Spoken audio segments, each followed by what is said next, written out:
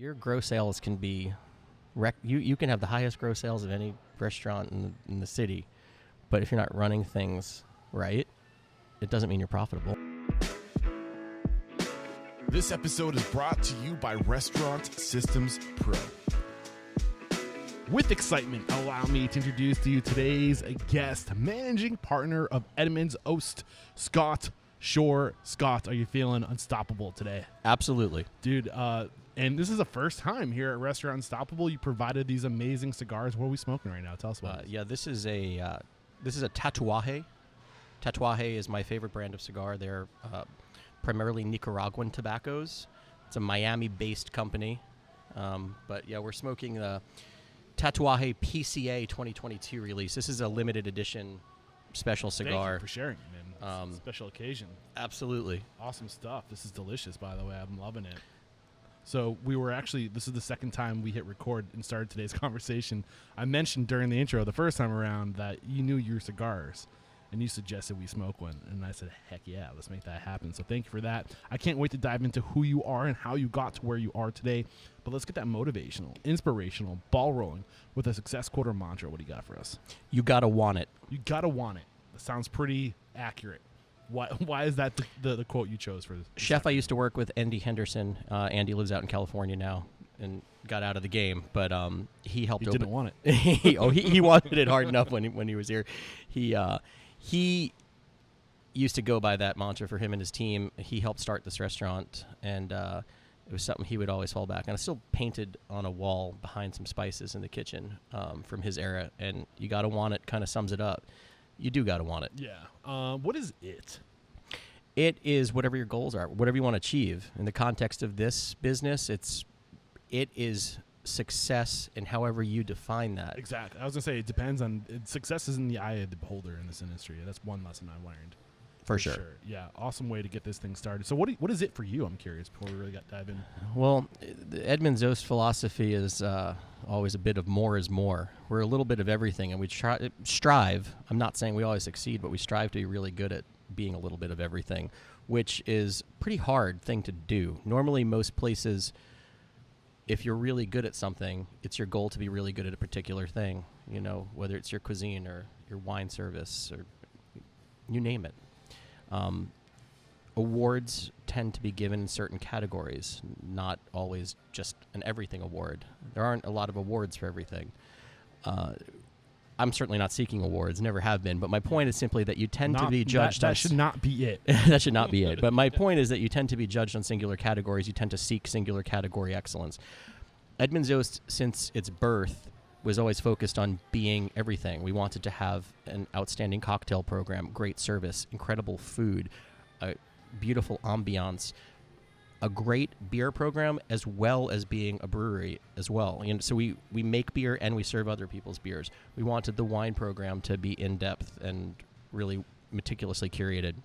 We wanted to do all these things. We wanted to have indoor space. We wanted to have outdoor space. We wanted to do private events. We do all this. We've been doing all of this for 9.5 years at this location. We opened a second restaurant and a bigger brewery for production up the street almost 6 years ago, and our shop next door is incredible as well. For if you're a wine nerd, it's a place you got to check out. So being a little bit of everything and working really hard at doing everything well is the journey that I've always been on and that our company has always been on, and what we're still striving for. That's not easy to do, like that model. You got to be a special person to try to be everything. You got to want it. You got to want it. Yeah. I mean, I know that if I was trying to open a restaurant tomorrow, I would be afraid to do what you're doing right now. And to do it well is a testament, man. I would not recommend anybody try. And I'm not saying that this is practical, and I'm not saying that we succeed at doing all of those things perfectly all the time. We make many mistakes, and you got to get back up and you got to try again. You got to want it. Yeah, I listened to Will Guidera's book, Unreasonable Hospitality, on the way down here. And listening to you talk kind of reminds me of what he was saying, how they're trying to be everything. And in fine dining, you have to be excellent at everything you do, down from, first impression down to, like coffee service. Yeah. And that was the example they used, is they elevated their coffee service because it was an opportunity to outshine their competitors. Yeah, and as a matter of fact, that's the only book I've recently read in the last few years, and Unreasonable Hospitality is the one you're referring to. Yeah, and it's phenomenal. It was extremely inspirational, and I love that, his focus is something that we have from that book, not in the way he did it, not trying to have 5 stars or all those accolades,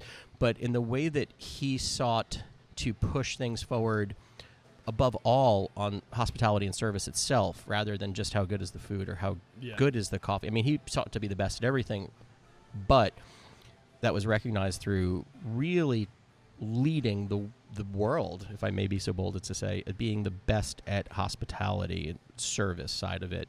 And I found that book very inspirational. It truly is the only book I've read in the last couple of years, which is embarrassing, but I work a lot, don't have any hobbies, and don't have any free time.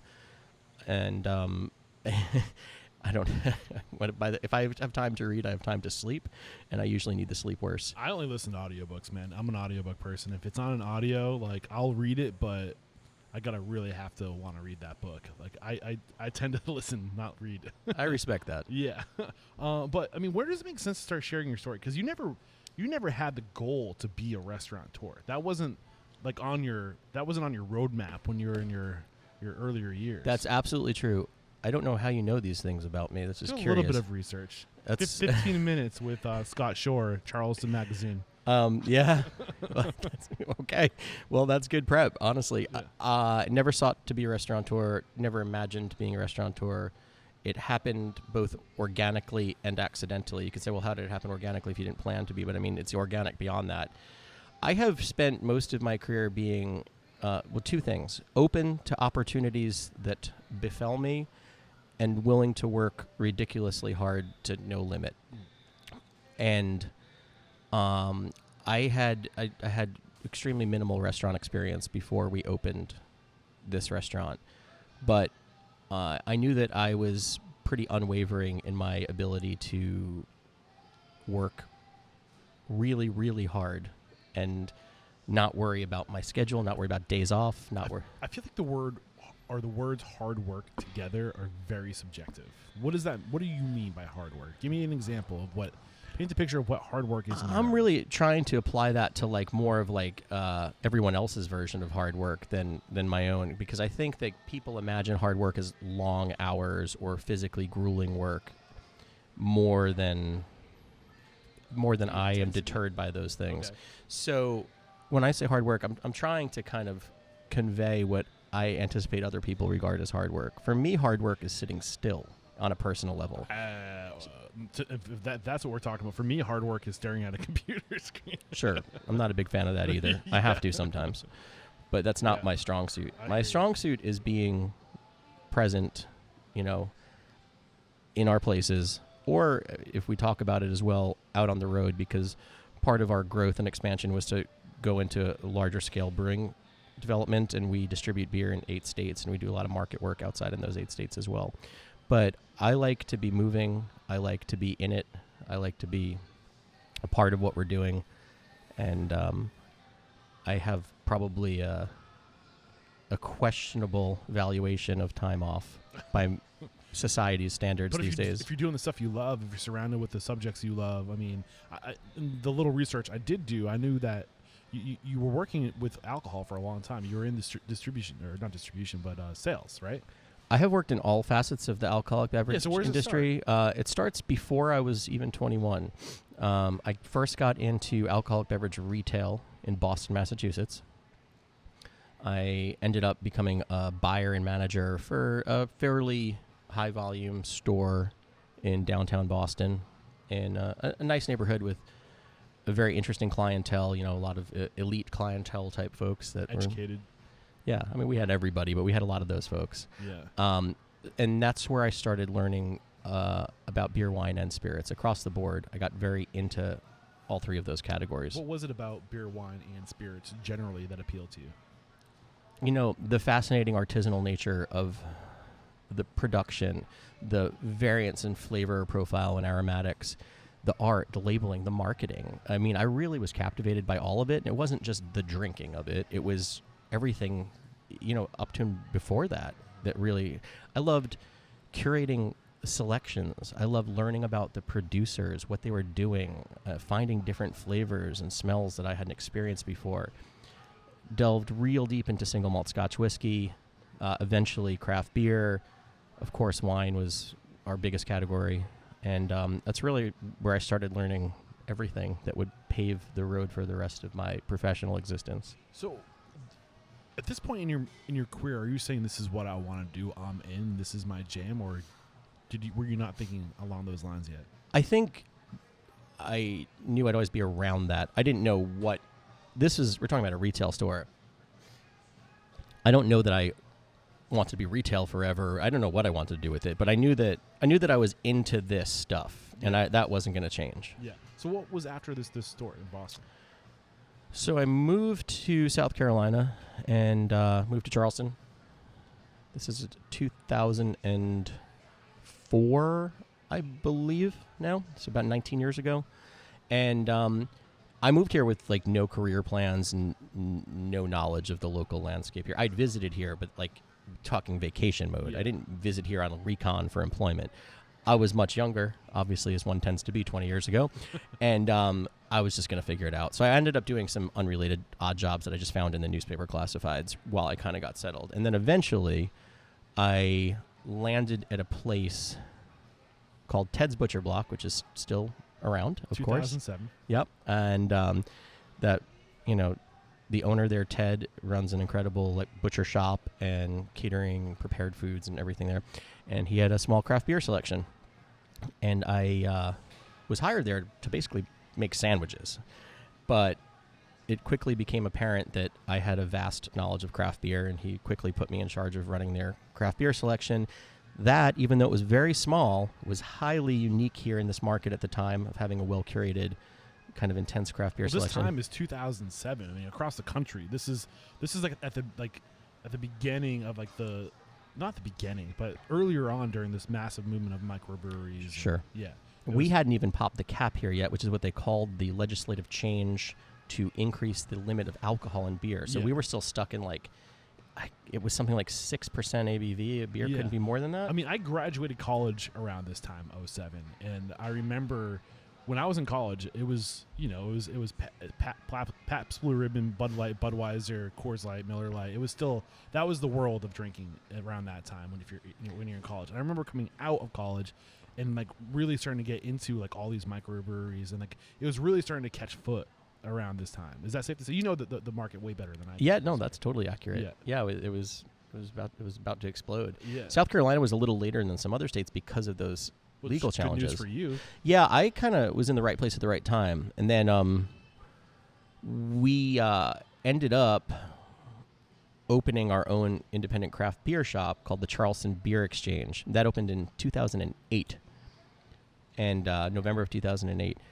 And myself and my business partner at that time and best friend, his name was Rich Carley, we saw an opportunity to do something with beer in Charleston in South Carolina because no one was doing it yet. In those days, you didn't buy craft beer in a gas station or a supermarket or have a bunch of craft beer bars.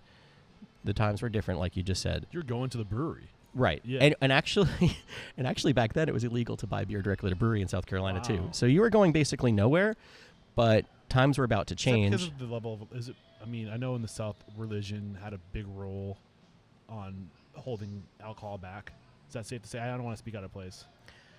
I think that there was a variety of circumstances. I'm sure a lot of it's originally rooted in that, and then that has sort of transcended down into protections of wholesalers that have powerful lobbying arms that didn't want you didn't need. Honestly, who knows? Right. It was complicated and it was hard to get stuff.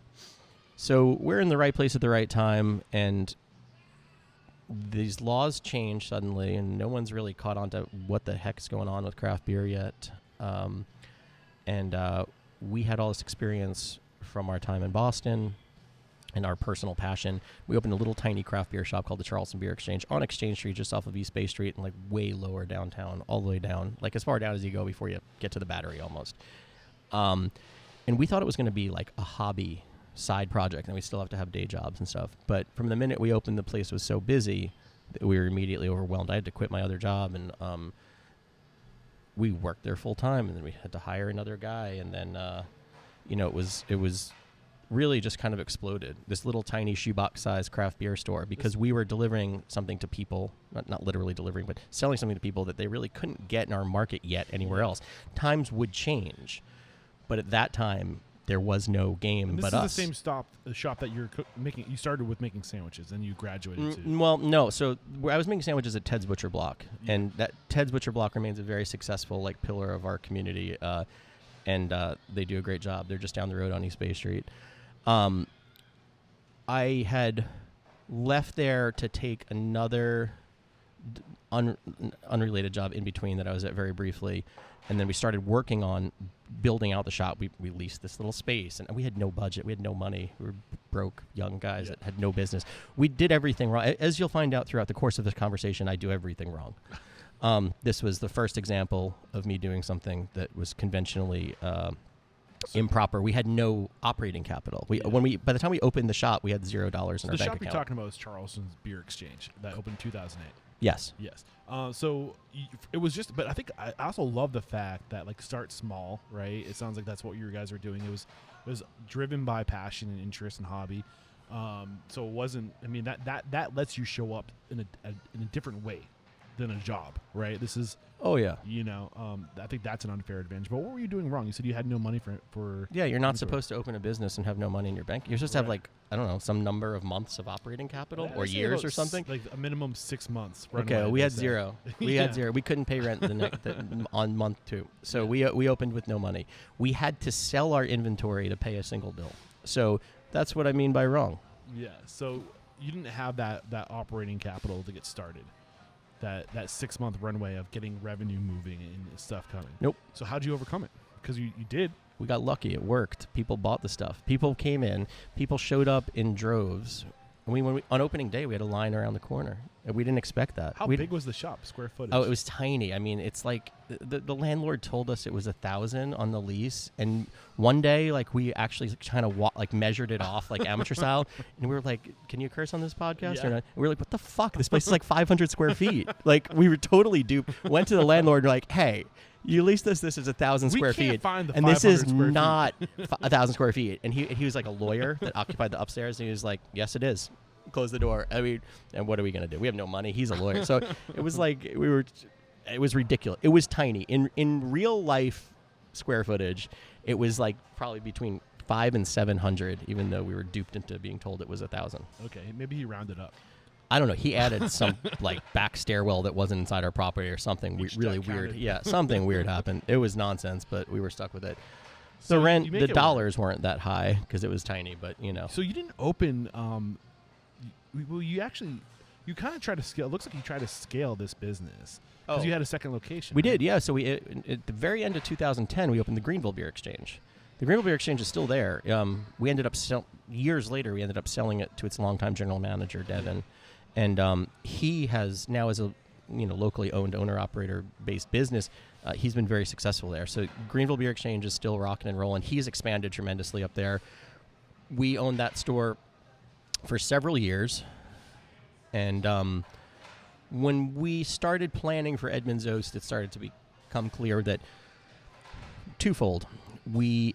Licensing, the way alcoholic beverage licensing in South Carolina works, it was going to be a problem for us to have these retail stores that weren't on the same tier of licensing as what this was going to be. But also, that store needed the attention of an owner that was present, and we not only lived 3.5 hours away, but we were about to open a business that was going to 100% take our eyes off that prize. So it was the right thing to do to enable the manager there to buy it. And he's crushed it. He does so much better with it than we did. So you were in retail as an owner for almost a full year, almost 10 years before ever getting into the food and beverage.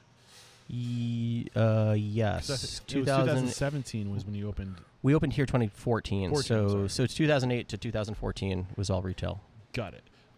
Any other? So you said you made a bunch of mistakes. I mean, I know we're still talking about retail, but is there anything that's worth like universal lessons, regardless of the type of business you're in, that you learned during that time? We can talk about during those years. Yeah. Oh gosh, I mean, aside from opening without any operating capital and getting lucky that worked. I mean, just the lessons were plenty. Management. Yeah, I mean, inventory management, sure. Those are lessons, valuable lessons. Learning the legal landscape when you're dealing with alcohol or any type of anything that has like government controls on it at a state level, especially where it's a little different from state to state and harder to understand because there's not a national level of set index laws. City, depending sure, on yeah. So learning the nuances of that were very challenging. We started offering growlers, which are like jugs that you fill with draft beer in our shop. No one was doing that at the time. We were doing it because as far as we could determine, there was no law against doing it. There was also no law saying you could do it. So we got really heavily scrutinized by state level authorities for like, for doing that. Did you have to stop? No, but there were some folks that tried to get us to stop. Even doing beer tastings at that time was kind of considered illegal. There was so many weird challenges that we would just try to do something really basic and like innovative for our business, and then we would find out, someone's going to try to stop you from doing that. Yeah. And that's crazy, but that's how it is. So there was many of those instances. So arming yourself with the education of understanding the legalities around any of these kind of things, whether it's dealing with alcohol or, dry aging charcuterie, or beef, like any of these things have some regulator looking down, you're breathing down your neck, and being as prepared as possible for things that you don't even think you'll have to think about is key. How do you prepare for things you don't think of that you'll have to think about? That's the challenge. There isn't really a way. You kind of work at it and find out and adapt on the fly to survive. Exactly. Just start and then pivot as needed. And evolve as needed. So what do you think sets you up for success at Edmund's Oast? Well, I mean, what sets us up for success, nowadays and more recent years is really our team. I mean, beyond anything, we invest in people. What was your team before you started doing this?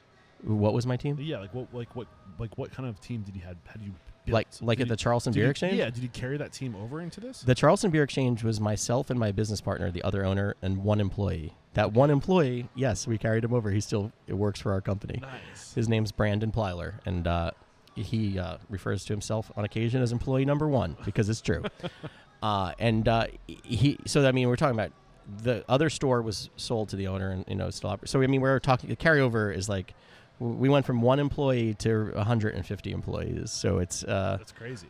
It's a big difference. So what was the narrative leading into 2014? Like when did the conversation why wasn't a beer retail store enough or two beer retail stores enough? We started seeing shift in the marketplace. We were looking into opening more of an on-premise version of what we're doing rather than just retail. We wanted to open like a little craft beer bar. Our first imagined iteration of it,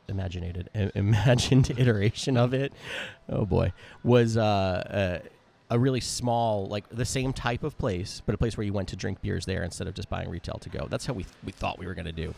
But as we looked for a space to lease and as the idea kind of snowballed bigger and bigger, it evolved and, it became more of a craft beer bar with food. And then it was like a craft beer bar with food and wine and cocktails, and then full restaurant. And then eventually a full brewery. This place. So eventually we landed on this location. We put together some investors, and the space was big and the location kind of called for something more. And we ended up doing a full brew pub, restaurant, beer, wine, cocktails, culinary program, on-site brewery, guest beer program. Like I said, the everything mode was born. Let's do it all. Yeah. So I can only imagine. I think, is there anything worth mentioning before we took our first break to kind of talk about what sets you up? Like you're I don't know. You don't really have a traditional path into becoming a restaurant owner. Most people went and they worked for a bunch of other successful places. They learned, they got the experience, they tested things that they thought they might want to do, and they gather all that knowledge. They open restaurants for other people so they can learn that side of the business. You kind of just said, let's go. It just, like you said, it snowballed into what it is today. Right. It wasn't supposed to work. I'm aware of that. Like I did it all wrong. It's not supposed to work. I'm the classic version of a story where everyone tells it oh yeah, that guy didn't know what he was doing. That guy didn't know what he was getting into. Had no business opening that. All of that stuff. I get it. I understand why it would sound that way. I was very fortunate that I had an unusual work ethos. I'm not going to call it ethic, maybe. Like, I just had no boundaries for how much I'm willing to work. I mean, now I'm a little older. I've totally like slowed down a drop, but like my current version is still like absurd by normal person standards. Back then, I mean, it didn't matter. I would literally, if I had to work 24 hours a day and sleep for 30 minutes in the office, like whatever. Yeah. Anything was fair game. So, I had that thing going for me, and then I was able to start on a path of building a really strong team around me, which has been something that's been most critical to me, indefinitely, like ongoing to this very day. That's the most critical skill any restaurateur can have. Yeah, so like I'm just naturally good at that. What I take the most pride in is some of the people that I have been able to bring into our organization and keep them in our organization. I think that's the most important thing to me in my role here. So what was your approach to recruiting? How did you find these people? I think being a part of the craft beer world, I'm sure probably opened a lot of doors into the beverage, the food. Like you probably had lots of people who shared your passions coming to you in your store, networking. Yeah. When we're putting this place together, it starts with finding, you're starting with the right. Well, let's back it up even further. We had to put together the right team of investors to even enable this place, right? So, because again, I don't come from any money. I didn't really have any money of any note. If you look around, you might suspect this all costs a lot of money. It did. So how do you even get people to believe in you in the first place, especially me? Because who am I? I'm nobody. How do you? That's a great question. Our first investor we met through the Charleston Beer Exchange. At that time, he lived near that shop, and he would come in and notice that the same two guys worked in this place 7 days a week, 365 days a year. We were open every day. Like, actually, on big holidays, we'd do a half day. But I think I remember calculating that, again, this doesn't take into account like a 3-hour day versus a 12-hour day. But I think I recall that I once calculated that I'd worked like a little over 900 consecutive days at one point in that era.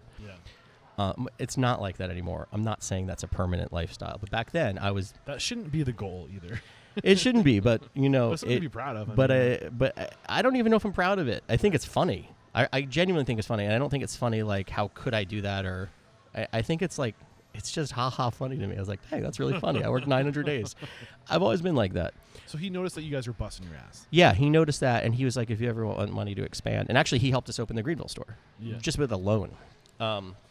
So we already had him on board. Once you have one, it helps. Yeah. So when you have one guy who's willing to put money in that believes in you, it gets that sells it a little bit more to getting other guys on board. That first one is like the hardest, but he genuinely recognized our work and our intention, really liked beer, really liked us, thought this would be cool. Yeah. And then we borrowed money from him to open our Greenville store and paid him back. And when we paid him back, he's like, you're the first people that ever paid me back. Let me know whenever you want more. Nice. So, I mean, just like kind of building that trust and then having one guy on board. And then we were approached by the developer, who is the landlord up here, who was hoping we might either move our store, our retail shop, or open another location up here on this development he was doing. And we told him at the time, like, we're not interested in that, but we are looking to do a craft beer bar restaurant kind of place. We ended up touring the property with him, and the developer himself, ended up becoming another investor for us, along with his partner, and then later on one more guy that was a friend of theirs. So we built this like sort of little small group of investors just by being there, by working hard and showing up and like being passionate and genuine and honest and having integrity and that being recognized. I mean, it's that simple and that hard, right? Like that, it is that simple. But what you're talking about is conceptually simple, not easy to do. Agreed. Partnerships of any kind are so complicated. Partnerships with investors are even more complicated. You have to take a lot of ego out of things. You have to be really open-minded. You have to not necessarily just take the first investor you can get. You have to be smart about the choices you make. And I'm not trying to. It's not just money; it's a relationship. Absolutely. Yeah. And you have to understand everyone's expectations and needs and how involved they do or don't plan to be. My current landscape here is like I have operating partners and I have investor partners. I have both. And that has shifted a little bit over time. So, but I think I've really wandered down a tangential path here. I think your original question was something like, how do you build like a good team? The team, right. Sorry, I got so far off. It happens. But so the investment group formed, and we started on a path to like develop what this was going to be. And then I sought to build on the relationships I had with people in this industry that I had spent years getting to know people, to either reach out to people I wanted to work for me or reach out to people I knew would know people that should work for me, and start building a management team. And I had a couple of great mentors, one of whom, or two of whom, were very helpful in kind of helping me get in a temporary like consulting general manager when we first opened, to like teach us everything that we didn't know, which was so much. Which is everything. Everything. Yeah. Hello, please teach me everything. And you know what? This guy like did it because he was that good. And he usually came from an organization that was that good. And I can name all that if you want. Yeah, I'm happy. I mean, drop some love, man. So, I mean, two of my greatest mentors or Steve Palmer and Jeremiah Bacon from the Indigo Road Restaurant Group.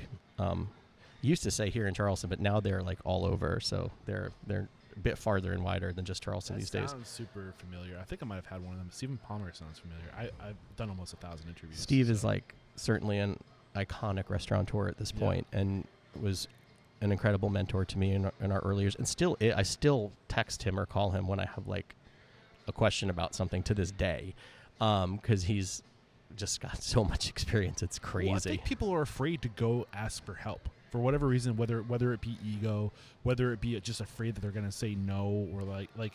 But people who are successful in this industry are successful because they're willing to help. Oh yeah, absolutely. There's a lot of great, not just camaraderie, but like actual willingness to step in all kinds of ways. I mean, we see like one restaurant like has a disaster like of some sort, like all these other restaurants like come around and try to step up to help them out. So I mean that's a great thing. Yeah. It's a beautiful thing. There's a lot of competition too, but it's not it's friendly competition, I guess. Yeah. So I mean, I think this is a good lesson if you're listening to this and you're in the situation that Scott was in, getting started, not really having a passion for an element associated to the restaurant industry. For you, that was beer and beverage, but you don't have any operating experience. Put your ego aside. Don't be afraid to reach out to people that you've established relationships, no matter how that might have been, and ask for help and take what is offered, right? Absolutely. So what was offered?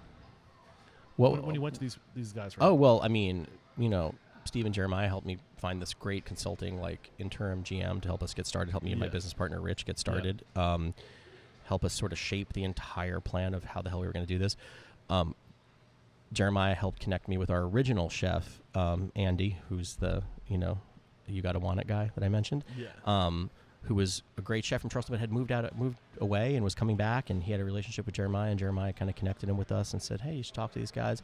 And he ended up, being our developing and opening chef. He was only actually here for operations for maybe like another year or stuff before he and his wife were given a farm in Sonoma, California.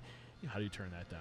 Exactly. Yeah. So when he told me, I was like, you gotta go. I love you. And that's Goodbye. Another big lesson too that's subtle. Like, it's not about you and growing your business. It's about everyone else and what they want. And when you make it about them, it comes back. It comes back. That's the thing. That's if you take away anything from me in this conversation, it's invest in your people, care about your people, be entirely prepared to set your people, like let your people go when something that bigger and better comes along, and be excited for them. Like, you got to do that. Now, I also said I sort of specialize in retaining people, and I do. And I've been really fortunate to create bigger and better opportunities and help people want to stay here rather than moving on. But when something too good to pass up comes along for someone else, you should be happy. You should be celebrating that you helped them get to that next stage in their life. And that's so important as like a philosophy of like what we do here, that we are all about everyone says, "Oh, the restaurant business is a people business." I guess maybe someone says that. Maybe I think nobody all says business that. Is people All business is business. people business, sure. But for us, it's very important that the first people that matter are our team, our staff, of all levels of our staff. That's first and foremost. You had to take care of them properly, so that they want to take care of your guests properly. And you. And yeah, sure. It all flows up and downstream. So the guest experience is so critical to us here. How do we ensure a great guest experience? We ensure a great employee experience, a great workplace experience. If the workplace is excellent, supportive, and kind, and educational, and caring, and professional, though, it's not all about, people always talking about like being a family and stuff like that. Well, yeah, that's great, but like, people want to work in a place that also has like professional standards, and that your teammate is held accountable, so that you're not carrying too much weight. So it's important to like not overly mush that up. All that stuff really matters. Being professional is a key element of caring about your staff.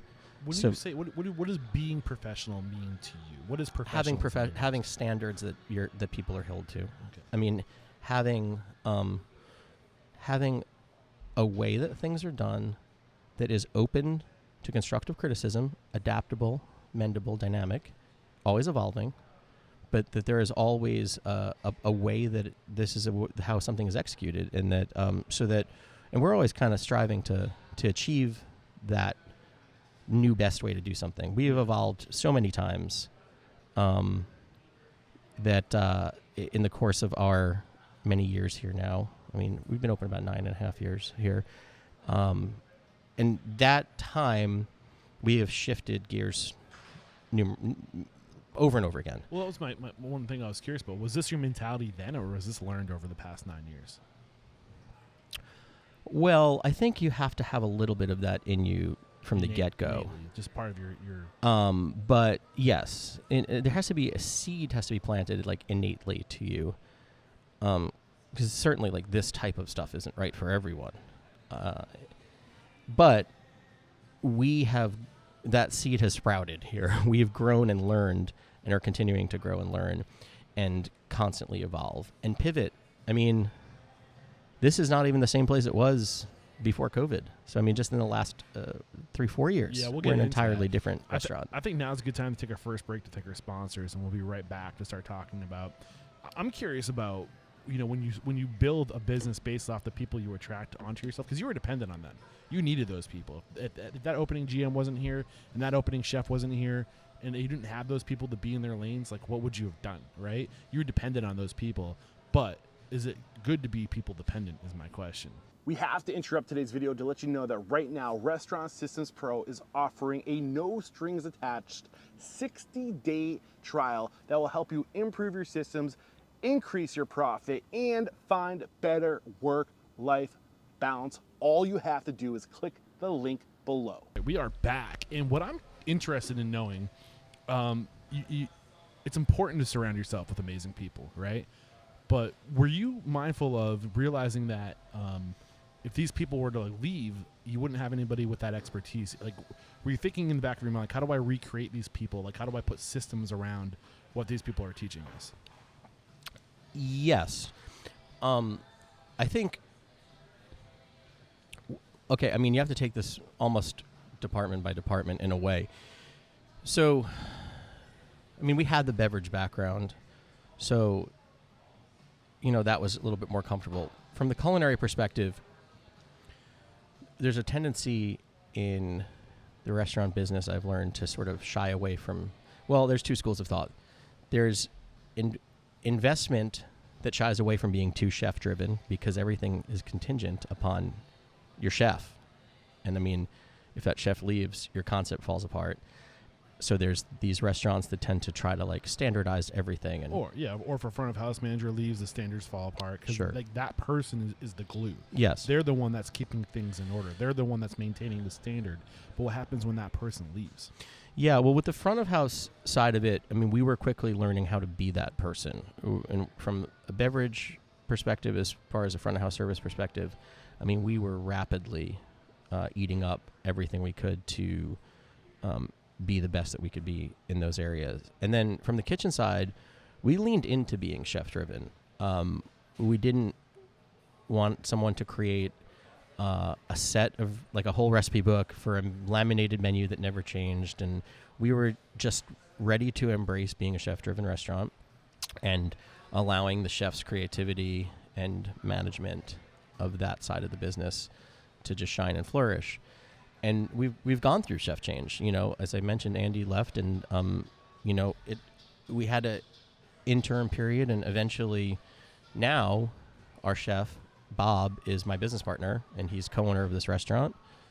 And you know, when did that happen? That shift. When did the Bob come in? Bob came in about, he's been here about 5 years in total now, and you know, I wanted to get him. It took, you know, I would have liked to get him in even sooner than we did, and ultimately it took a lot of work to get him on board. But when finally he accepted, you know, I made it clear to him. I was like, let's test these waters out. Everything goes good. Like, you're going to become a partner of this place. So that was And it 5 happened. years ago. So we're going back to like 2018-ish. Yeah, if it was really 6 and I'm getting my timeline wrong, I apologize to Bob. Well, approximately. Like, Yeah. I like to know, my mind works chronologically. So you open with the chef. He's here. He has an opportunity to grow, and go beyond, and do his own thing. How long into the business was that? Did that departure happen? Oh, we had only been operating for about a year when Okay. he got this incredible offer. So you had like a 3-4 year period where you were going through multiple different. Yeah, well, there was like one in between them that didn't, you know, work out for long term, and that was a hard time. There were some challenges, but ultimately, like, we landed in the best possible scenario, because finally we got, his name's Bob Cook, and How appropriate. it's very appropriate. And, you know, we really had wanted him to be part of this place for a long time. Andy even had tried to court him into coming on when Andy was getting ready to leave, and we just couldn't pull it off at that time. So, but eventually it worked out, and it worked out for the best, because now, you know, we're the strongest we've ever been, and we're growing the most we've ever grown, and Bob's a full-fledged partner, Yeah, and it's great. I see a ton of benefit in having a business with a bunch of owners. Not everybody. I mean, there's definitely some downsides to that, where, you know, if you bring on a partner and they decide that they don't want to be a part of it, and they own a stake in your business, and they're still collecting their paycheck, but they, you know, like, they're not showing up, right? So how do you protect yourself from bringing on owners? Like, do you like what things do you have to do to protect yourself in the business from that happening? Well, I mean, from a technical side, there's operating agreements everyone can sign that you have, like, legal basis to make change if someone's not doing what they're supposed to do. But I mean, without even going too deep into that kind of stuff, I mean, it's about making sure that you're being careful and taking your time to work with the right people. Right. If you rush into something and are just so eager to open a business that you work with partners, operating or investor, that are not a good fit for you, it's going to end poorly. It's going to be a disaster for someone, if not everyone. So how did you go about navigating those waters of offering somebody equity in your business who came on 5 years into that business? You know, like, that to me is scary, and I think it should be scary. It shouldn't be taken lightly. Well, we knew Bob was the right chef for this restaurant. Why? Because he had the right passion, the right determination, the ability more than anything to manage people, to care about his team, to really not only represent the culture that we had worked hard to develop, but to further amplify that culture. It was just a great fit. It's not all about, like, how good your food is. It's more about, like, how good you are with managing a team and managing that back of house. And I mean, as everyone knows that listens to this, hiring is harder than ever, especially in back of house, in all departments, but in back of house, I mean, you have to be someone that people want to work for, or else you're in trouble. Yeah. And Bob is that guy. Bob's someone that people want to work for. So we've had the same. Finding that guy is even harder than finding employees. Right. So when you find that guy or gal, what are you going to offer them to be long term? And I think stake in the business Sure. is the best thing, and that's the most equitable thing, honestly. Like, you need that part of the business. Well, that's very real. I mean, you can negotiate salary and pay more, but ownership and having a place that at the table, no matter what, through thick and thin, it's not always great to be an owner. Believe me, when stuff's going poorly, it's not awesome. Yeah. But having that equity has a deeper sense of meaning. Yeah, not everybody wants to be an owner. Like, Not everybody I'll take does. my paycheck. Thank Not you, everybody. please. Yeah, sure. Not everybody does, and not everybody should be. It's not for everyone. We could say that about anything. I feel like there's a whole element of this business we haven't even touched on yet. When you first were getting started, you wanted to be a craft beer restaurant, not a brewery. Right. But you opened as a brewery, right? Yes. So this space here was bigger than we had originally imagined, and it was like open, and there was a lot of natural light, and had a big outdoor area. Is this building we're sitting in right now the original? Yes, but we stripped it. The demolition took it down to, almost nothing. So nothing you see with your naked eye is original, 100%.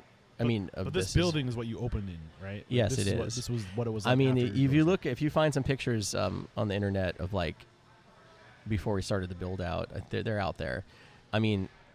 There wasn't even 4 walls. There was like half a roof and 3 walls left. In the demolition, it was completely gutted. So there was nearly nothing. Yeah. But it was a building, yes. Yeah. So I guess where I'm going with this is you have these elements. You have you know beer, right? That's your strength. You know beer, that's your passion. You know wine and spirits, that's your passion.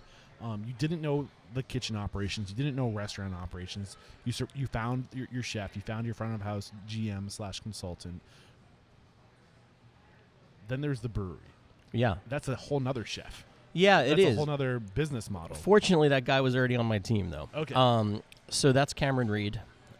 Cameron was the general manager of the Greenville Beer Exchange, and then was going to was part of the opening planning for Edmund's Oast, and he had some brewing experience. Is an incredibly smart guy, and didn't always intend on being the brewer here. Thought he was going to maybe be a beverage director and kind of oversee the brewing operations, but hire a staff brewer. But ultimately, he decided that it was best if he did it himself. Yeah. So was he brewing as a hobbyist before this? As a hobbyist, and he also had some professional experience. He wasn't the head brewer at some big brewery to name drop here, but he had worked as a professional brewer at a place upstate and a place down here in Charleston as well. So he had commercial experience on top of home brewing experience. Okay. So I guess what are the things I haven't considered yet to bring this all together? The elements that we to bring this together. Well, what are the other elements to bring it together? Forming that team and then the hiring of everyone else that comes after that team, and bringing in, attracting good people to work here, and then instilling like a culture of what you want to be, and standards of service, and what we're creating, and what we're delivering to our guests. Do you remember that narrative you were sharing, when you were sharing the vision of what you wanted to be in the culture? It does. It's a moving target. It does change over time. Over 9 or 10 years, people change. People change. Our path changes. So it's not the same as it was then exactly. We what always was it had. then, though? Then. I think back then, we had one of those really long mission statements, like with a whole bunch of stuff in it that has evolved. A mission paragraph? Yeah, a mission paragraph, that I couldn't even quote now, our year 1 mission statement. But, we were trying to be... Look, let me answer this differently. As the years have evolved and those things have changed, the landscape of staffing, the expectations of guests, the shift in mentality of everything as a result of COVID, we have leaned more into the comfort side of this business, which is digging in on standards of hospitality, but not trying to elevate, how fine the dining is. It's not like we're more motivated to deliver delicious food and excellent service that has more of a fun vibe to it. Fun and caring, but not as preoccupied with how refined those things are. And that has been the very short version of our evolution.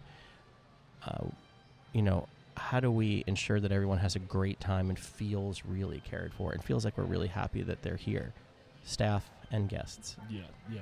So over this time, as you've been evolving, as you've been growing as a restaurateur, learning through experience, what were some of the things you learned the hard way over the evolution as you scaled? Oh my gosh. Operation? How hard it is to actually make money in this business? Yeah. So what have you learned? Like, what have you changed to increase to add on those points? I mean, look, top line sales and bottom line sales. I told you I'm not a real technical guy, and I'm not. But your gross sales can be, you can have the highest gross sales of any restaurant in the city, but if you're not running things right, it doesn't mean you're profitable. Right. So what were the things that you got a hold of that maybe got away from you in the early days when you didn't know what to manage? Well, labor costs. I mean, this is where we fall into traditional answers. Labor costs. I mean, pricing properly. All those strategies, which, again, I don't follow the most hardcore principles on that stuff. We are kind of a from the gut or shoot from the hip kind of place in a lot of ways. But we do that with a really strong base knowledge and ability and a lot of experience now. And I don't mean my experience. I mean my team's experience. I mean, we have a gazillion years of really great experience if you put all the team together.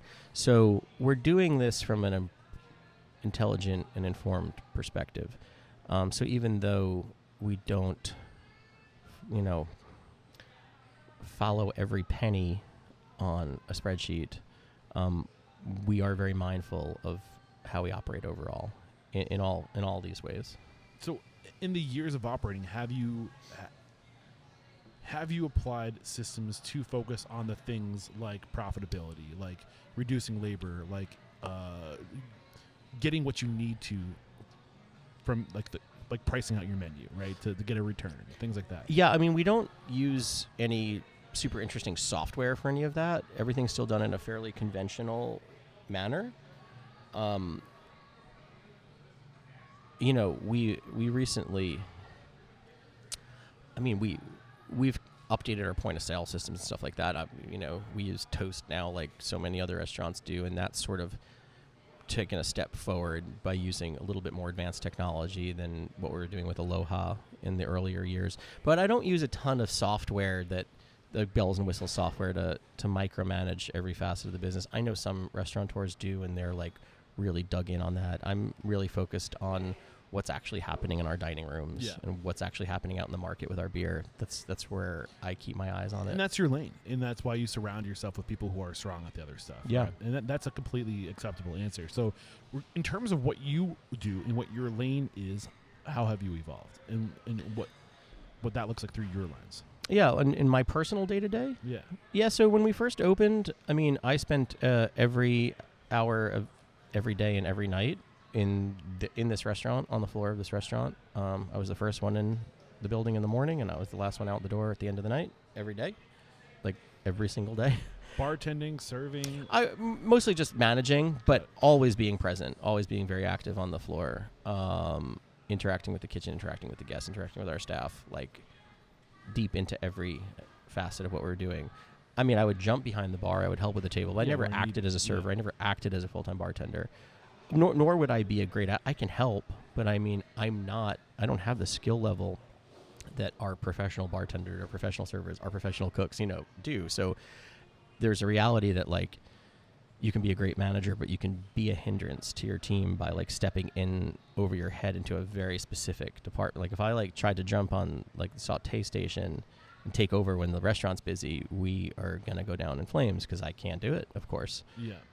So it's important to not get in the way. When you have a great team, it's not always the answer to, like, get in the way of what they're doing either. So what has your personal evolution as a restaurateur been in your lane? I think it goes back to really understanding how important it is to invest in people and cultivate your people. And we, from at all levels, management and everything after that too. So how has evolving and investing in your people changed over time? I mean, I think that we've really learned that our number one priority is putting our team first. And I mean, it's like that sounds like an old mantra, like that anybody would have said 10 years ago, but I would call some degree of bullshit on that because, first of all, the way the staffing issues work, crisis, if that's your preferred word, works now, no one can play this game the way so many restaurateurs used to, because it used to be like, you could be a hard-ass boss and yell and just get pissed off someone did something the way you didn't want to. There's always somebody that you can you can fill, right? So it doesn't work that way anymore. So, and I'm grateful that it doesn't, because it has really cultivated an environment that I'm a lot more proud of, that where our number one priority is making sure that everyone's okay, that our people are good, that they feel like they know what they're doing, that they're enjoying their work, that they're happy to come to work. No one's sitting in their car dreading walking into their shift because some asshole manager berated them and embarrassed them last night, and they're sitting in their car crying, trying to muster up the courage to walk into a job that they actually hate. Fuck all that. That's a horrible, horrible way to exist. And I'm not saying we were ever that, but I'm saying I've learned more and more about how to push further and further away from that, and how to recognize the strength in every person that comes in here to work, and how to cultivate that, and how to accentuate their strong, attributes, and how to minimize anything that they're less good at, and finding the right role for people, and all of that. So give me examples of how you're doing that, things you're doing now after this new perspective, after this evolution. How does that manifest in your business? What are the actions that happen that didn't happen before? Sure. Well, okay. So we never had a general manager here at this restaurant, because I never called myself the general manager, but I was here all the time managing the restaurant. So I just was the general manager, even though I didn't use that title. But, in later years, we promoted our first ever general manager. Her name's Suzanne Stone Lockhart, and she is awesome. And I'm sure I don't let go of the reins as much as she entirely wishes I did. I'm still around too much, but, she has elevated our investment into staff more than I was able to, because she's better at it than me, and that's cool. How is she better at it than me? Give me an example of how she elevated it. She has a great ability to recognize needs within humanity, like the needs of people. So she has a better ability. I just sat here and said the thing I care most about is taking care of our people. Okay, well, here's someone that's even better at taking care of their people than I am. So she should be empowered to be the people taker carer. Yeah. Still holding people to standards, setting standards, holding them to them, but also being there for someone she's just very strong and able to be someone that can recognize when someone's struggling with something and recognize how to help them fix that in a really uplifting way, instead of putting someone down or belittling them. So she has some, unique natural ability in that, and letting her run with that was the right thing to do, and smart. We also have a great general manager at our tap room at our Edmund's Oast Brewing Company, which is what we call the other restaurant off the street. Yeah, we haven't talked about that yet. That was my. Oh yeah. Sorry, I didn't spill the beans. No, it's fine. It's part of the story. So empowering really great general managers is a key step, and chefs, right? Because the chef is kind of like the general manager of the back of house, sort of. Depends on your organization how that all works, but so here at this location, Bob, my business partner, the co-owner of this restaurant, is also, the leader of the back of house, and, he does a great job. And I kind of already touched on how he invests in his people, looks out for his people, and is the kind of kitchen leader that people want to work for, which is really critical in this environment that we're in. So as you're growing, so when did you open your second location? Well, first, before we get into the second location, I'm assuming the evolution of where you are here has some story too, because you probably opened with a brick and mortar. You had the brewery where we're sitting today. Was the patio what it is today? No. I see a bar out there. Is that part of what you guys? So we didn't have that when we first opened. We always had a big outdoor space, but it was undeveloped. We just had picnic tables on gravel out there. It was rustic, to say the least. And about a year in, we started building out that covered structure, which was a pretty massive undertaking, a big timber frame, old school style. How long into it was it? And we started planning for it after we'd been open for a year or so. But then it still took a while beyond that. So let's say it was totally open 2 years in or something like that. So we built a big covered dining area out. We call it the Bower. Was that always the plan to expand out in the patio? It was. I mean, I think we kind of wish we had always had it, but it just like wasn't going to be ready at the time with this. I think that was one of the points I was hoping to make, is that you don't have to have the grand vision on day one. You can start where you are and scale into that. For sure. And honestly, it helps to scale into that because... Oh, yeah, it's a whole nother dining room that we weren't ready to serve. Exactly. And when we first opened, even trying to serve anything outside was kind of a disaster because we weren't ready for it. And I think it helps you stay fresh, too. Like, Yeah. from the consumer, like, oh, here's some news. We have a patio now. Oh, so when you're constantly evolving the business, doing new things, providing new offerings to the guests, it keeps you fresh, keeps you top of mind. It's something to celebrate and it's something new, right? Instead of staying the same forever. Yeah. Yeah, newness matters. I mean, we're kind of at a point now where here at this location, we're not going to add another physical structure or anything like that, but there are other ways that we evolve and grow. So you do have 2 restaurants now, correct? Yes. What's the second restaurant? So this one you're sitting in, we now kind of refer to as the restaurant at Edmund's Oast, or just Edmund's Oast, or Edmund's Oast Restaurant. All of those work. We opened Edmund's Oast Brewing Company just up the road, half mile up the road at 1505 King Street in 2017. And that is a really big production brewery where we brew beer to distribute out wholesale across 8 states, cans and kegs. So we're selling to retailers and bars and restaurants through a wholesaler in each state, of course. But and we built another restaurant location there. So we call that one the Tap Room at Edmund's Oast Brewing Company. But it's not just a tap room; it's a full restaurant. It's open lunch and dinner 7 days a week, and it's big. It has a lot of seats, but it's a completely different vibe. The feeling's a little bit more industrial. The menu's totally different. Same chef? No. Okay. Different chef. It's operated, there's great cooperation, but there's also separation. So different chef, different menu, different feel, different service style than this one. But you're still using the Edmund's brand. We have 3 different entities with the name Edmund's Oast. So you have Edmund's Oast Brewing Company, Edmund's Oast Restaurant, and then we also have Edmund's Oast Exchange next door.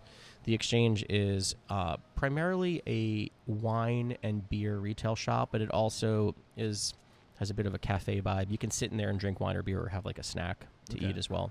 Gotcha. When you're opening these new locations, is there any confusion with the consumer that they're expecting more of the original Edmunds? Yes, a ton. To this day, many, many years into all of these locations, if we have someone showing up to one to meet somebody, it's very common for them to end up at the wrong location. Yeah. So I don't know that I would advise anyone else to open 3 different places all with the same, almost the same name. I think it's too confusing. I don't know that I regret us doing it, because in the end, the brand has momentum and power, right? That's what we really wanted. We really wanted to establish this connection and be like, the Edmund again. Who's back to Edmund? Edmund is a reference to an old English brewer in the late 1700s that came over to the Charleston area at that time period, and opened a brewery in Charleston that was very successful. But there's something to be said around branding and having a story behind your brand. So that was our thought. We really wanted to establish that these 3 places were all connected, and that it is all the same family of businesses, and that was important to us for sure. But there's a ton of confusion. There continues to be confusion to this day. There will always be some confusion. I wouldn't recommend it. I don't know that I would do it different, though, at the same time. Yeah. So where are you today? Where is your business today? What is your role? Like, what does Scott Shor do today versus what you did back then? Yeah, so, in the early days of Edmund's Oast existence, I just spent all my time in this dining room that you're sitting in, a little bit in the office, but almost all my time in this dining room that you're sitting in. I still spend a great deal of time in this dining room that you're sitting in, but I also am over at our brewing company location at the other restaurant, and then I'm also out on the road. We are doing wholesale distribution in 8 states with our cans and draft that we make at our other location, and I try to be as active as I possibly can. So it sounds like you've stayed at the leading edge. So you're always looking forward, growth. Yes, I think our growth nowadays is focused in a little bit of a different direction. In the first few years of running a restaurant, you're trying to figure out how to make the restaurant the best it can be and how to increase sales within the restaurant. Nowadays, our focus on growth from the restaurant perspective is in the private event side of the business, and then for the brewing company is in the distribution of our product out to the world. You know, my business partner, so Cameron, our brewing director, is also my business partner in the brewery, and that was, you know, he made great beers down here. We saw an opportunity for him to make beers on a larger scale, and there's the financial business end of it, but like really the most exciting thing to me all kind of comes back to that, like in some way, that sort of hospitality or just like that interest in like making people happy. So to do everything we had done until that point, you had to come to us to experience anything Edmund's Oast. You had to come eat here or drink here or shop here, whatever, right? So by making beer and taking it out into the world through wholesalers in 8 other partner states, we were now delivering a little bit of Edmund's Oast to people's homes or to people's home bar and restaurant without them having to come to us. And that's the thing that excited me the most. I mean, Cameron makes amazing beers, so that's also exciting and a key element of why this would work or be a good idea. But at the same time, I just love that we can bring Edmund's Oast to someone's house in Alabama by way of selling it through our wholesaler to a retail store in their hometown, you know? So that's really special to me. That really. So in terms of business model, where is the majority of your revenue coming from now? Is it from the beer, the wholesale? Well, but that's a more complicated question. We basically have two legal entities. There's this restaurant and the exchange. This is one legal entity, and then we have the brewing company with its own restaurant, which is another legal entity. So, you know, over there, more. I mean, there's more revenue generated from beer production and distribution. But I mean, over here, that's not even really factored in. Like, we make beer just to sell here. So here the focus is on, you know, the restaurant side of the business. But the restaurant's very important to us up there, too. I don't know. It's all pieces you of mentioned puzzle. something else that I was hoping would come up, which was the personal, the events. Mm-hmm. And I think that is a big lesson, is that I think restaurants should look at themselves as almost as event companies, because that's what you're doing. You're creating experiences for every night should be an event, right? Like what's happening. So when you say private events, get into that. Like how did that change your business? Oh, sure. And that's been a huge shift. So we have focused so heavily on developing private event business at both locations, but we're a bit ahead on the timeline of that development here at this location. That involves booking private events that could be anything from a wedding or rehearsal dinner to a small private dining group to a pharmaceutical sales dinner to, you know, I mean, anything, you know what a private event is. So we have a small private dining room that we offer, which is over your left shoulder, which we can offer anytime. We have our main dining room. We have the outside area. Because there's so many different spaces here, there are many times in which we can do a private event while still having the other spaces open to the public. Yeah, it's not uncommon to have a private event on our covered outdoor patio while the dining room's open to the public, or to have a private event happening in our private dining room while the whole restaurant's open to the public, or any combination of them. And we also are open to taking buyouts for the whole property. Okay. And what about catering? We haven't really done too much offsite catering yet. We've dabbled in it, and we're interested in exploring it further. But to be honest with you, we're just so busy, and there's not like an infinite supply of great staff. So as we know, it's been hard to take too much of that off site just yet. We've done some really nice events that we've loved doing, and I would love to continue to grow that, but it's not the first priority right now. So in all the evolution of Edmund's Oast, would you say the events, taking on private events, has moved the needle the most as far as revenue? Here at this restaurant location, yes. I would say that has moved the needle the most in those last few years. So what is it about events that really helps? What's going on there that increases revenue? Well, it's guaranteed business. You know exactly how to plan for it. It's not, I mean, even if you have an amazing night of regular service, you don't know everything you need. You don't know exactly how many people are coming. It's a guess. It's a guess. Yeah. Doing a private event, you know, you have 225 people coming. You know exactly what they're going to eat, exactly what their beverage program what bar package is going to be, exactly how many staff people you need to staff just right. There's no guessing on over or under staffing. There's no guessing on anything. And it's a guaranteed, usually fairly lucrative amount of income. Yeah. You because you factor in all the costs, all the expense sure. for labor, food, those are fixed, right? But I think beyond that, you can also charge the fee. Oh, you can charge a lot. And I mean, we have to charge significantly more than we would charge for just a regular night of service. You're losing that space. Of course. And we're upsetting guests that might show up to dine. Maybe someone wanted to sit outside, and outside is closed for private event. Like, there's a lot of... So that gives you leverage. There's a lot of reasons you have to charge appropriately for that. So what advice do you have in charging appropriately? What should that look like? Well, it should always look like more than you would do on an average night of that season for that night of the week or day. I don't know, depending on your place, day or night. So, I mean, if you're booking a private event and you're not darn sure that private event is going to generate more money for you than what you could do without it, than what you would do without it, you're messing up. So that's the first rule of thumb. Yeah. So the flat rate is what can we get from the space on a good night? Yeah. So if you take let's say someone's booking an event on a Friday night outside after 5 o'clock. So first of all, you're going to assess, well, what do I do on an average Friday night this time of year? Yeah. Assuming optimal conditions, good weather and everything, right? So what's like our best case scenario for a full service Friday night out there? And then you look at that and you're like, okay, how much more makes it worth it to me to actually shut this area down and do this for these folks? Even though it's better margin business, like you're still interrupting what you advertise yourself to do out there. So it's important for it to be high value to the business. I will say there's a lot of wiggle room there because we always do what I just said. We always make sure that we are charging more than we would make for service. And I think our event pricing is still incredibly reasonable compared to what I hear around town or to like rent out like a traditional catering hall or something like that. And you know what? Your food's going to be better than like at a catering facility or something. Your service is going to be better, and your guests are going to have a more unique and special, fun feeling experience.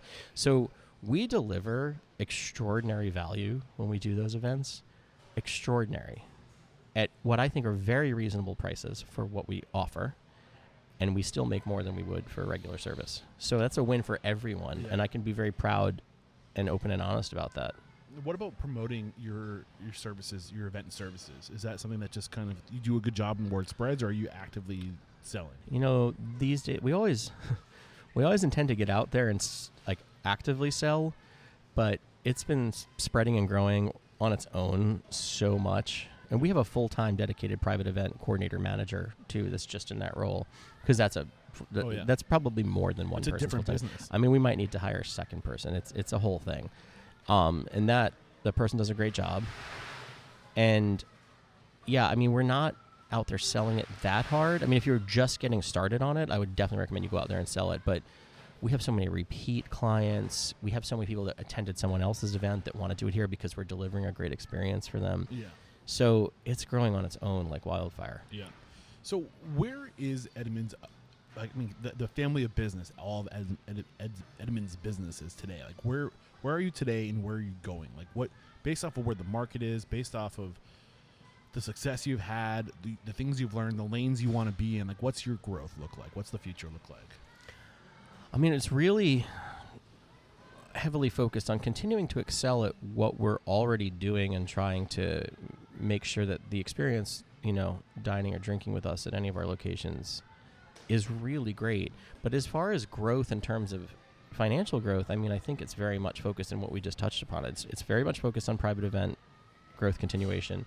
And then it's over on the other side of our business, it's focused on, the wholesale distribution of our beer. States. Yeah. I mean, I don't even know that it's more state. It's not necessarily, I mean, step one isn't a bigger geographical footprint of beer distribution. It's growing sales in markets that we're already in. And we sell the majority of our beer here in the Carolinas, but we're in 6 other states outside of North and South Carolina, and there's plenty of growth to be had there. I'm going to guess South Carolina, North Carolina, Florida, Georgia, Virginia. Not Virginia. This isn't your department, so I don't. No, is it? No, Okay. it is. Okay. I was waiting. I didn't want to step on your toes. Do you want me to just say it? Yeah. So North Carolina, South Carolina, Georgia, Florida, Alabama, Tennessee, New York, and New Jersey. Okay. So why those states? Well, most of those, well, really all of those were born out of pre-existing I mean, like I said, we've been in and around, I've been in and around this business for 23 years. We ended up in states that we had a pre-existing relationship with someone on the wholesale distribution level. So, you know. Has being in a broader footprint, your brand spreading out beyond Charleston, helped with people coming to Charleston? Yes. Being like, oh, sure. Yeah. It brings, you know, it helps bring beer tourism our way, especially to the other location. You know, people drink our beer in, you know, you name it, Jacksonville, Florida. They look on the can, they're like, I like this. And they're like, oh, Charleston, I'm gonna go check out Charleston. They come to Charleston, they come see us because they enjoyed our beer. So it certainly helps. Generally speaking, what's happening in the world of beer right now, as far as like what's trending? How's the consumer behavior around beer changing? Yeah, you know, there was this massive explosive growth up until right through like the peak COVID 2020, like through 2021, like it was just crazy. And then when all the bars and restaurants were shut down, breweries that were distributing, like packaging cans and bottles, like saw growth like they'd never seen before. And now it's really like leveled back out. And so, you know, you have to refocus. And there was a minute there where everything sold itself and you didn't even have to try. That's over. So, you know, we're back to applying some effort, but that's the way it's supposed to. That was always the way it was supposed to be. It just sort of took on a life of its own. What are we seeing? I think we're seeing that you have to manage your growth carefully. You have to really cultivate the markets that you're in. I mean, this is shifting into a whole beer distribution business talk instead of a restaurant talk, but I think consumers often, or if they're not macro drinkers, they are often enjoying picking up beers from their local brewery. When you say macro drinker, you know, Bud Miller, Coors, Heineken, Corona kind of stuff. So if you're a craft beer drinker, I think that oftentimes you're picking up beer from like your local brewery. So if we're not your local brewery, how do we make ourselves matter in your market? So that's things we're always working on. I don't know if that, I mean, I'm curious, like how do you do that?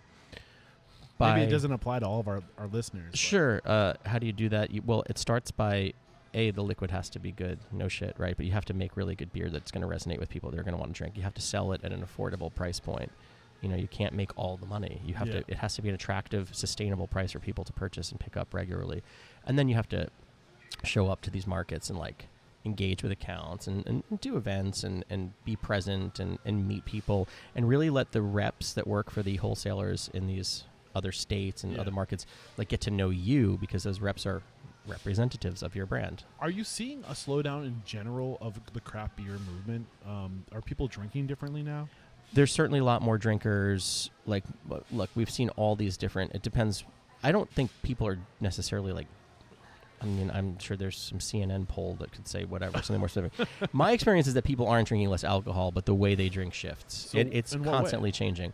Well, in the last couple of years, we've seen, look, we had this seltzer wave, right? So, well, I was curious about that. Sure. So, like, a lot of people started drinking seltzers. I'm one of those people. Cool. Yeah, I mean, for me, it's because I don't feel as bad after drinking a beer. That's a fair reason. Yeah. And we've made some seltzers. We're not making any right now. But we've dabbled in it, and we've seen some friends brands grow tremendously in the hard seltzer business, and you know that's a trend that mattered. Right now, there's a lot of growth in the non-alcoholic category of beer and beverages that previously presented as having alcohol, which is a wild trend. Like we're not really. That's going to be a trend. I don't know. We're not in on that one, but it's exploding right now. There's the RTD drink, the ready-to-drink cocktail, canned cocktails and stuff like that. I mean, all these things are like very hot and very big right now. But you love the world of alcohol. Sure. Like I think you're more of a spirits guy when you're drinking anyway, right? So like, are you as tapped into the trends in evolving like you were then as somebody who was at the leading edge of the craft beer movement? Are you still like looking at what's going on and does that excite you like it did then? It still excites me a lot. I think that I don't look. I guess I don't personally do a lot of NA or seltzer, that stuff, but I still enjoy following what's happening. I find all these trends very interesting. I find the marketing efforts very interesting, packaging, what people are doing stylistically in all categories of just the drinks industry as a whole. Yeah. Yeah. So what about just the future of hospitality and food and beverage in general? Are there things, if there's a shift in our market, in our world of hospitality, like an improvement, what would that be in your eyes? Like, what could we be doing better? I think the thing we could always be doing better is putting, people first, putting pride and egos aside, not needing to be right. Because what does that really matter? There's so much desire. That was another chapter in Will Guidera's book, wasn't it? Yeah, I think so. I don't even know. But probably. It sounds like it. I mean, but that's Danny Meyer for that, though, I'm pretty sure. Yeah. I do remember someone saying, one of those guys saying something about being right doesn't matter in some speech that they gave, but I can't remember Pretty sure if it was Danny. Okay. Yeah. But I think that is a really important point. Like, there is no such thing as really being right. I mean, we live in a divisive world right now. Like, let's leave that crap out of restaurants and bars and hospitality. There's no place for rightness in hospitality. Those are practically like contrary words to each other. So being flexible, adapting to what's happening around you, making sure to take care of people so that people take care of other people. And like, these are like the critical elements. I think I've, said all that a few different ways a few times in this interview, but I mean, that's what it all comes back to for us. I mean, what haven't we discussed up to this point? Something that you are just particularly interested in discussing, something that is near and dear to your heart that you think would add value to our listeners. That it's important to recognize how much impact on society you can have in this business. So I think it's very easy for someone that works in a restaurant to think like, oh gosh, like doctors are saving lives and civil rights lawyers are protecting people's existence, and there's this thought that there's all these far more meaningful careers and that we're just slinging food and slinging drink, and like slinging food and drink is kind of part of how we pay the bills along with important hospitality, but like you can have so much of an impact on your community in so many ways that are deeply meaningful to people's lives, and that comes in such a variety of ways that get lost. So people don't always see it. Sometimes we don't take enough pride in working in this business because we're forgetting how much potential we have to impact the lives of our community near and far. And I mean, that can be, the really basic, obvious stuff, like helping someone get a job and work in this business that maybe other places would think like is not an employable person, and helping shape them and coaching them into being something successful, or they can earn this living and have a life they didn't imagine they'd have. But it can also be much farther reaching, like community outreach, when you're working to support local charities or community organizations. I mean, we do a ton of stuff. We do, voter registration on site in election season. We've done, we have participated in our community in ways that have enabled me to feel like I really do matter and I really am giving back, and I'm not just here as a purveyor of alcohol. Yeah, And I would go as far as saying that is what it should be about. Yeah. And I think people have lost sight, and I echo this a lot, but I think it's really important to look at the history of bars and restaurants on this country, and generally speaking, like a lot of people don't know this, but like restaurants, pubs, public houses were like the center of towns. Like, and I'm not just saying like a place to go get a drink. It's like, it's where shit happened. Yeah. It's where politics happened. It's where elections happened. It's where the news happened. It's literally where you would go get your mail. Like that, like you needed a pub to start a town. It was a rule in a lot of places. Like, you want to start your own town? Cool. Before you do that, you need a public house. Yeah. Before a church, before a post office, before a town hall, you need a pub, a public house. And that was standard. And everything that happened in that community, it was the hub. It was the internet. It was your social life. It was your entertainment. It was everything. It's where shit happened in your community. It's where change happened. Revolution started in pubs, you know, and I think we forget that we can be that for our community. We can be where people come together to talk and to share ideas and to improve their community, you know. And I would love more people to look at their establishments as a place for this to happen, you know. And what's going through your mind as I'm saying this? Oh, I agree. It warms my heart, really, and I love that. I mean, those old tenets of how you start a new village ought to still exist. It should always still be around the pub. But you should get a contract for each one. Yeah, right? oh yeah, massive requirement. Yeah. But I love all that, and it's that's the stuff that really makes me feel good. I mean, there's just there's limitless ways in which we're impacting our society, in doing this. Yeah, and that's like restaurant owners back in the day were mayors, Right. and governors, and like they were like they ran towns. Yeah. You know. Yeah. I think we could connect with that. I think we could reconnect with that. Anything else? Any specialized knowledge? Any pieces of wisdom that have not come out that you want to drop on us before we move forward? That's a lot of pressure. I know, right? Oh man, any specialized pieces of wisdom? I'm just trying to draw out this interview so I can finish this. Oh yeah, I'm gonna delicious, relight mine by the later. Man, I don't know. I think you. Well, I've loved the conversation, man. I Yeah, really have. thanks. Lots of great stuff in We're this. back. The first question I have for you is, what is your it factor, a habit, a trait, a characteristic you believe most contributes to your success? In my case, it's just willingness to work. Yeah, and I think also surrounding yourself with amazing people. It is, and definitely that. Yep. Yeah, those two things are my secret. And, definitely surround yourself with amazing people and in all facets of your business, people who work for you, people you work with, people that you partner with. It's critically important. And, I'm not a work-life balance guy, and I respect people who are, and that's great. But in my case, it's just an unrelenting willingness. What is your biggest weakness? My unrelenting willingness. Yeah, I was curious about that. That's not. I'm told that's not super healthy, but I've been doing it for a very, very long time, and I've gotten by okay. What's one question you ask or thing you look for when you're growing your team, when you're trying to find people? What are you looking for? I look for people that are genuine. I mean, when you're growing your team and you're interviewing a new hire or something, I think what I'm looking for is genuineness. Because I think you can teach a lot of knowledge, you can teach a lot of skill, but I think you can pick up on someone's energy pretty quickly. Sometimes you make a mistake. I make a mistake, but more often than not, you're right about your gut feeling about, is this person being genuine? Do they really want to do this, and are they excited about being here? One piece of advice I've heard, which I love, is that whatever your gut feeling is about somebody is likely going to be the same gut feeling your guest has about that person. That's good. That's keep good. That in the back pocket, right? What is your biggest challenge today? Rising costs of everything. How are you overcoming it? We're overcoming it by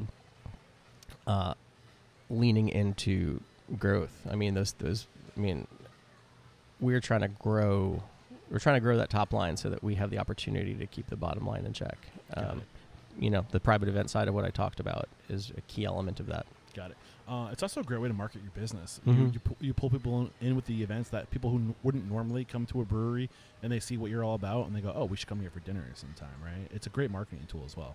What is one code of conduct or behavior you teach your team, a core value, a way to be? I've said this a lot about myself, but we expect our team to put people first too. You got to put your coworker, we got to put people first. So no matter what position you work in, you have to treat everyone around you with a tremendous amount of respect and care. What's one uncommon standard of service that happens here in the four walls of your restaurants, but is not universal across the industry, to go above and beyond guest expectation? Underberg. See, under what? Underberg. It's a German herbal bitter digestif that comes in a little 20 milliliter bottle that we're big fans of, that after you eat a big meal, it helps you feel better. I thought you said underwear. Underberg. So I can give you one. That? Okay. Okay. Sounds good. So it's a little something extra that the guests aren't expecting. Yeah. I like that. What is one book that's a must read to make us a better person or a restaurant owner? I'm sorry to use this answer, but honestly, the only book that I've really hit in recent years that had the most impact on me out of any hospitality book is definitely Unreasonable Hospitality by Will Guidara. Biggest lesson from that book that's impacted you the most? I think Will's incredible desire to make people feel good resonated with me, and really kind of relit that flame under my ass that hey, that's what I care about too. And I don't seek to do it with the level of refinement that he did at, EMP or something like that. We can't. I mean, we don't have that ability or even the desire to do that. But you can apply that desire to be unreasonably hospitable to casual service too. That you can apply that at anything. You can apply that in any type of business. Yeah, you and don't need that. pretentious food to show people you care. Yep. So yeah. that is that was so profound for me to read in his book. The book is great in audio too. If you go head over to audibletrial.com/unstoppable, if you're not using audiobooks, it's a game changer. I drive across the country and consume so much content. And if you're a busy restaurant owner and you don't have time to sit down, or you don't have the energy to sit down and read, put it on while you're doing prep or whatever. Yeah. You know, it's very powerful audiobooks, and that book is great on audio. Will reads it. I should point out that book was gifted to me by another mentor and a great Charleston restaurant, or actually national restaurant icon, Mickey Baxt, who has recently retired from Charleston Grill here in Charleston, but he has a long history in this business in many states and cities in the United States, and he gifted that to me. The book wasn't, I knew who Will was, but that book wasn't even on my radar to read. He gifted it to me, and it was life-changing. If Will or anyone close to Will is listening to this episode, I would love to get you on the show to talk about that book. Just throwing it out there, putting it into the universe. What is one thing you feel restaurateurs don't do well enough or often enough? Stop and assess the meaning of what they're really doing.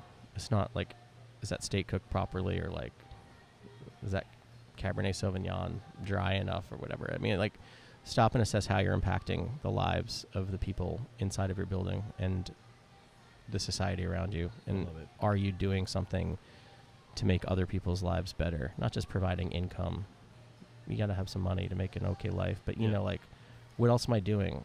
And it doesn't matter. Yeah. I know you're not a technology guy, but it's a question on my list, so I'm going to ask it anyway. What is one piece of technology you've recently adopted that's had a huge impact on communication, efficiency, operations, profitability? I've already said that twice. I don't know. Maybe my Apple Watch, because it ensures that even if I miss a text message on my phone, I can't miss it, and I get work texts 24/7. My team knows that even when I'm not here, there's no "don't bother Scott" rule. Yeah. So I very much embrace that always available thing, which is, again, lack of work-life balance. There's no he's sleeping, it's 2 a.m., don't call him.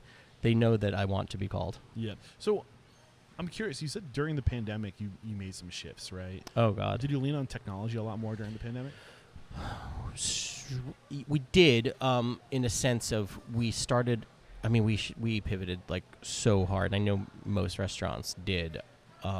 So we were never much of a to-go restaurant before, and all of a sudden we got on Uber Eats and Grubhub, and we're using another geofence pickup app called Swipe By, and started pushing hard on phone in orders and all this stuff. More recently, we adopted the Toast online ordering to internalize it.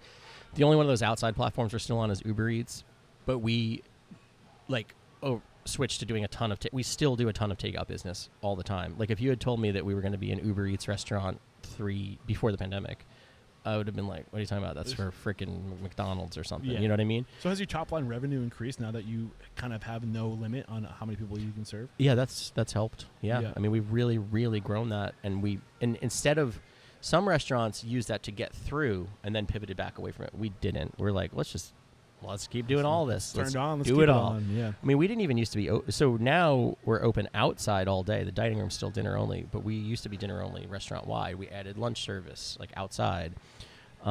We changed our service style, the way everything Did works. Technology have a influence on that? I think other than the Toast point of sale, not really. A lot of that was us. It's really hard when you've done something a certain way for a great number of years. It's really hard to free your mind enough to say, let's overnight reinvent ourselves and come and be a different restaurant tomorrow, in terms of how we do more with less people, staff-wise. Yeah. How when everyone else, there was a period of time where you had to shut down all on-premise dining. Okay, let's cut that out. From reopening, there was just less available bodies, less available staff. Most people reduced hours. We expanded hours. We added lunch service outside. We added, we kept all this takeout stuff. Resumed normal full-service dining in the dining room, dinner in the dining room. So we leaned into it and repositioned the way we use people to accomplish all of that. You said your service style changed. Oh, it did. So how is it different? Well, outside, it's not full service. You have to order at the bar. So outside, we can run outside with 2 people. Really, you have a courtyard attendant / outside host, that is like assisting guests in finding a spot, explaining to them how to order, keeping tables clean and bussed and all that. And you have an outside bartender. The outside bartender is taking all the food orders. You have to place your orders for food and drink at the bar, and then it's brought out to your table. So like that, I mean, to run a space the size of our outdoor area with, I mean, 2 people is not ideal. I'd rather it be 3 or 4, and it is on busy shifts, but like we can do it with 2. And like, look at how big it is out there. Yeah. That's insane. And that I think that's the off. most potential with technology right now is streamlining the ordering process to allow fewer people to do more. Oh yeah. And if you can, and it's an easy transition to make and a pretty low cost transition to make. Oh yeah, for sure. I think you're going to be seeing a lot more of that. This is the last question. You ready for it? I don't know. It's a doozy. If you got the news, you'd be leaving this world tomorrow. All the memories of your work in your restaurants would be lost with your departure. With the exception of 3 pieces of wisdom you could leave behind for the good of humanity and your legacy, what would those 3 pieces of wisdom be? Not just as applies to the restaurant, but life as a whole. Yeah. Like, wow. Pretend like if you have kids, you're leaving someone behind for them. Yeah, I mean, you know, it's that you can make anything meaningful, and that anything can matter, and that you should kind of like follow your heart. And a lot of people say like, you know, follow the money or follow this, follow that. Like, to me, this is following my heart, but I wouldn't necessarily say that this is the right thing for anybody else. And I think you should follow. I see a lot of these business guys online say that preach half of the same stuff I say, but then say like following your heart or following your passion is bullshit. You got to make money, and then you get your passions after that. I don't believe in any of that. Like, for me, I just got lucky that this is my passion. Yeah. But like, you know, if my kid wants to be a painter or an actor, and despite the struggles that come with that, I believe adamantly that you should pursue that to no end. Follow your heart, number 1. Absolutely. Number 2. Help people. Help people. Number 3. I mean, I guess it kind of like falls into number 2, but I mean, give back. I mean, we're not here for us. We're here for others. And I think that has to be like a cyclical all around thing. And like, we need to uplift each other. I hate how much hate there is in the world, and how much divisiveness and how much arguing. It's like, we need to recognize the common good in all other people and find common ground and live and enjoy each other. Awesome. I've loved this conversation. Thank you so much, Scott. We wrap up every chat by calling somebody out. I really try to let the industry decide who I make an example of. So who do you respect and admire? Well, definitely I would say Steve Palmer of the Indigo Road. It sounds like you may have spoken with him in the past. His name's familiar. I might not have. Jeremiah Bacon, also of the Indigo Road Restaurant Group. And then the unofficial mayor of Charleston, Mickey Baxt, who used to be the GM of Charleston Grill, but has run and owned restaurants in a wide variety of places in the country. Beautiful. Steve, Jeremiah, Mickey, look out. I'm coming after you guys. I'd love to get you on the show. And how can we connect with you if we really enjoyed today's conversation? Maybe we want to come work for you. Maybe we have questions about what you do. What's the best way to connect? I would love to hear from anybody. I'm not a huge personal social media guy. If you @ Edmund's Oast on Instagram, that will be relayed to me. But please email me directly. My email is scott@edmundsoast.com. Scott@edmundsoast.com. That's EDMUNDSOAST.com. I'd love to hear from anybody, even if you just disagree with half the shit I said and want to tell me I'm an idiot. Doesn't know what he's doing. And this is episode 981. Head over to restaurantunstoppable.com/981. We'll have a summary of today's discussion over there, as well as any tools, services, books recommended, and how to connect with Scott all over there. And Scott, just thank you so much for making time for us in your busy schedule, for giving us an amazing cigar to enjoy while we talk to you, and for sharing your story and your knowledge. There is no questioning. You are unstoppable. Thank you.